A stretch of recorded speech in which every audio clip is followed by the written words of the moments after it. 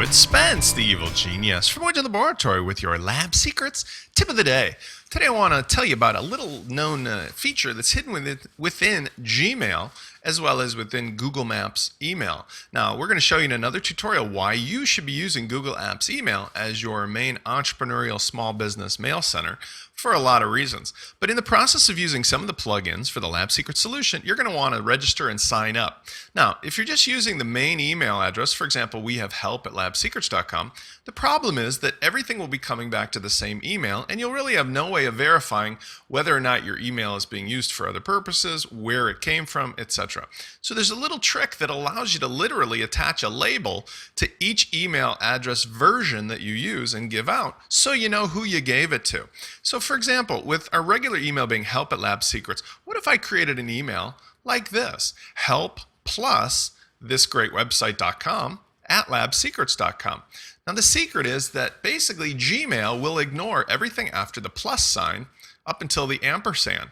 And that means you can go ahead and literally label it anything you want. We haven't tested how many characters, but within reason, you could certainly put in the URL of the site that you're sharing your email with. Now, the beauty of this is that it will have no effect on the mail coming back to you. So watch, when I compose a new message and I use that email address, which again is going to register in my email program as saying thisgreatwebsite.com, go ahead and say test. If everything works out right, this is going to come right back to us. So I click send, and sure enough, there it is. The mail came back to me.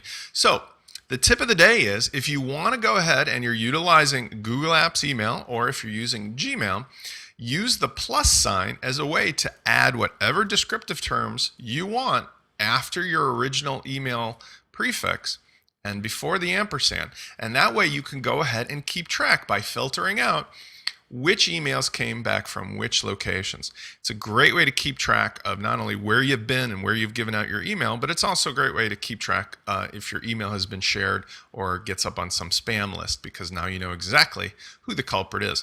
Now, in a future tutorial, I'm going to show you why you should be using Google Apps as your free email server. In particular, there's a plugin called Config SMTP that allows you to communicate with your members and do mailing lists and other things. By utilizing Gmail, you're going to reduce a lot of your spam, as well as give you the power and the large storage capability that's free with the Google Apps. So we'll show you more of that in the next tutorial. But for now, get back to us. Let us know how this tip works out for you. This is Spence from labsecrets.com.